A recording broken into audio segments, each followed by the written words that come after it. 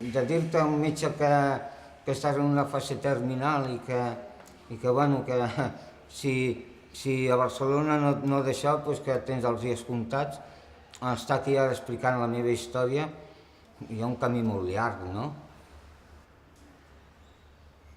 Això ho has gravat, no? Sí, tot està gravat.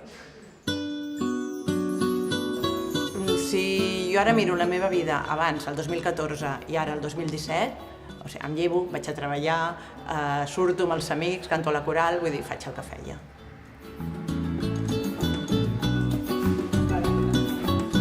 Ara? Si tens un càncer, doncs, bueno, un càncer et pots curar i afortunadament la majoria de la gent se'n surten, no? Que és possible, que jo estic aquí, que es cura, hi ha casos que hi ha alguna seqüela però es tira endavant i que acompanyar les persones que ho patim o que ho hem patit en el procés amb naturalitat i com sempre, vull dir, la gent que t'estima, la família, els amics, és molt important això. La meva dona em va cuidar 1 any i mig, No vaig tindre cap infecció de res. Bueno, feia d'infermera i ella no en sabia res. I treballava i em va cuidar, i sempre amb il·lusió i alegria.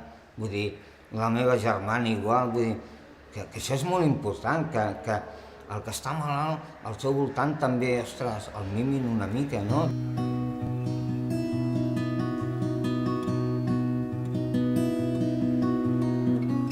El meu objectiu era només un, em queda un dia menys per estar bé. Quan un està malalt i té aquestes malalties, d'això, ha de tindre fe i confiança en ell mateix, no? Tu has de tindre confiança i transmetre aquesta confiança a la gent del voltant teu. Sobre la malaltia tinc pensaments recurrents, en tinc 3.